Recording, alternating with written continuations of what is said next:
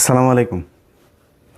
আজকে 2026 সালের যে নির্বাচন, সেই নির্বাচন নিয়ে মূলত আলোচনা হবে।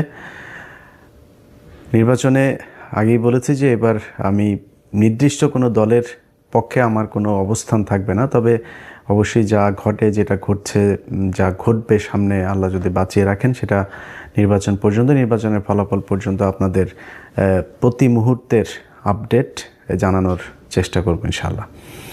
তো তার ধারাবাহিকতায় আজকে আপনাদের বলা চলে সূচনা একটা বক্তব্য দিচ্ছি, যেখানে মূলত বিএনপি এবং জামায়াত দুই দলই এবারের প্রতিদ্বন্দ্বিতা করছে মূলত। তো তাদের ভেতরে কাদের অবস্থান কেমন আছে, ক্ষমতায় কারা যেতে পারেন, কেন যেতে পারেন, বা আপনার কাকে পছন্দ করা উচিত, সমর্থন দেওয়া উচিত ইনডিরেক্টলি, সেটারও কিছু ইঙ্গিত আমার এই ভিডিওতে থাকবে। প্রথমেই বলে রাখি যে 2024 সালের 5ই আগস্টের পর থেকে আমি বিভিন্ন ভিডিওতে বলেছি যে তারেক রহমান এর নেতৃত্বে যে বিএনপি, সে বিএনপি আগের বিএনপি সরকারের যে সময়টা ছিল তার চাইতে অনেক বেশি উন্নত একটা কি বলবো যে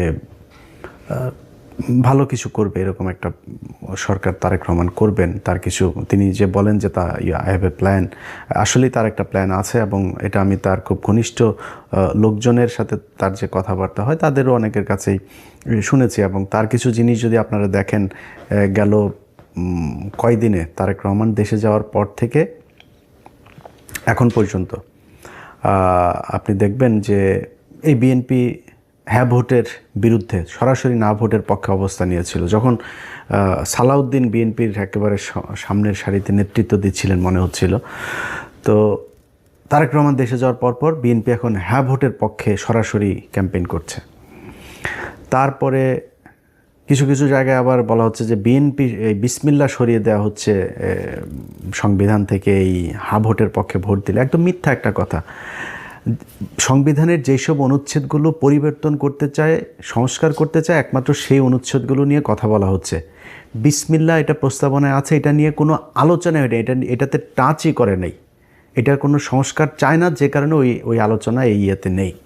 তো এটাকে বোঝানো হচ্ছে যেহেতু এই সংস্কারের এই জায়গায় নেই, সংস্কার এই জায়গায় থাকবে না, তো পুরো সংবিধান তো সংস্কার করা হচ্ছে না, সংবিধান তো আর বাতিল করে দেওয়া হচ্ছে না, সংবিধান এই সংশোধন করার একটা বিল আনার পক্ষে কাজ করছে।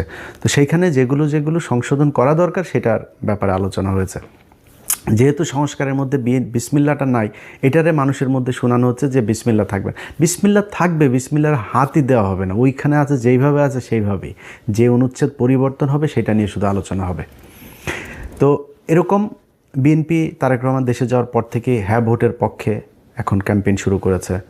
বিএনপি যাওয়ার পরে মির্জা ফখরুল ইসলাম ওবায়দুল কাদের, তিনি আপনার মাথায় টুপি দিয়া বললেন কি, কোরআন সুন্নাহর বিরুদ্ধে কোনো আইন বিএনপি সরকার ক্ষমতায় গেলে হবে না। ও হইলো নরেন্দ্র মোদীর পোলা, এই মির্জা ফখরুল নরেন্দ্র মোদীর পোলা, এখন কয় যে কোরআন হাদিসের বিরুদ্ধে আইন করা হবে না। এগুলি সব এই তারেক রহমানের গুতা, এই গুতায় এগুলো সোজা হয়েছে। তো এরকম কিছু পরিবর্তন দলের ভেতরে এসছে, এবং আমি জানি না বিএনপি ক্ষমতায় যেতে পারবে কিনা এবার। বিএনপি যদি ক্ষমতায় যায়, যদি নাও যায়, 5 বছর পরেও যায়, তখন আমার ওই একই বক্তব্য থাকবে, এখন যেটা বলছে আগেও যেটা বলেছে। সো আমি এই 5 তারিখের পর থেকে এখন পর্যন্ত যতগুলো ভিডিওতে এই ধরনের বক্তব্য দিয়েছি যে তারেক রহমান অনেক সুন্দর কিছু, ভালো কিছু করবে, তার কিছু ভালো উদ্দেশ্য আছে, ভালো কিছু পলিসি আছে, এগুলো বলার পরে আমার যারা লোকজন আছে তারা আবার বলে নাটক কম করো, পিও এইসব কমেন্ট করে। তো যাই হোক, আমি আমার বক্তব্যে এখনও যেই জায়গায় আছি, আগেও যেই জায়গায় ছিলাম, ভবিষ্যতে ওইখানেই থাকবো, যে তারেক রহমান ভালো কিছু একটা করবে। এখন সমস্যাটা যেটা হবে সেটা হলো যে তারেক রহমান একা কতটুকু পারবে। এই তারেক রহমান দেশে যাওয়ার দেশে আসার আগ মুহূর্ত পর্যন্ত আপনারা দেখেছেন যে বিএনপির কথাবার্তা কত কিছু। তাহলে তারেক রহমান যদি ক্ষমতায় যায়, ওই লোকগুলোকে নিয়েই তো তারেক রহমান লন্ডনে থাকা অবস্থায় আমরা দেখেছি যে কয়েকশো বিএনপির লোকজনকে আপনার করা হলো, বহিষ্কার করা হলো সুনির্দিষ্ট চাঁদাবাজির অভিযোগে। সেই লোকগুলোকে আবার ব্যাক আনা হয়েছে এবং ওই লোকগুলো 53 জন না কতজন যেন আপনার এই নির্বাচনে ধানের শীষ নিয়ে নির্বাচন করছে, তাদের বহিষ্কারাদেশ প্রত্যাহার করে তাদেরকে নিয়ে আসা হয়েছে, মনোনয়ন দেওয়া হয়েছে, নির্বাচন করছে তারা। তো বাংলাদেশের মানুষ সবাই জানে আপনি নিজে সার্টিফিকেট দিয়েছিলেন যে হি ইজ চাঁদাবাজ, এখন আপনি তাকে মনোনয়ন দিয়ে বললেন যে ওরে এই চাঁদাবাজকে তুমি ধানের শীষে ভোট দাও। মানুষ তাহলে কারটা শুনবে? মানুষ তো জানেও চাঁদাবাজ। এই লোক দিয়ে তো সম্ভব হবে না। সমানে আপনার এই দুই দেশে নাগরিক, দ্বৈত নাগরিকত্ব নিয়ে আপনি নির্বাচন করতে পারবেন না, কিন্তু আপনি করছেন। তা আপনার তো উদ্দেশ্যই আপনি 5 বছর চুরি করবেন, করে আবার ফের আওয়ামী লীগের মতো পলায় বিদেশে যায় খাবেন। আপনি নাগরিকত্ব করছেন না কেন? আপনি ছাড়ছেন না কেন? তারপরে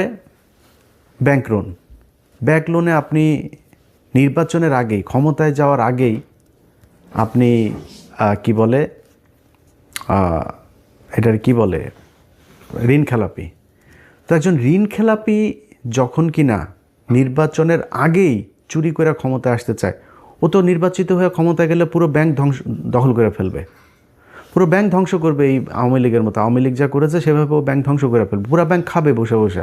সেই চোর বাটপার লুচা। আমার চুয়াডাঙ্গার কথা বলি, আমার চুয়াডাঙ্গায় জামাতের প্রার্থী হলো একে অ্যাডভোকেট রাসেল ভাই, আর বিএনপির প্রার্থী হইল গিয়া শরীফুজ্জামান শরীফ। তিনি একাধারে চাঁদাবাজ, ধান্দাবাজ, দখলবাজ, টেন্ডারবাজ, সবশেষ ধর্ষক। ধর্ষণের অভিযোগ করেছে এক নারী। কেন অভিযোগ করেছে? সেও বিএনপি করতো, স্কুল শিক্ষিকা, গান গায়, শিল্পী। সেই নারীকে আপনার ধর্ষণ করার অভিযোগ করার কারণে তারে স্বর্ণ চোরাচালান এই মামলায় ঢুকাই দিয়ে তারে জেলে রেখেছে, এখনও জেলে। এই সপ্তাহে হয়তো বা সে ভালো একটা সুসংবাদ পাইতে পারি, সে সম্ভবত বের হবে।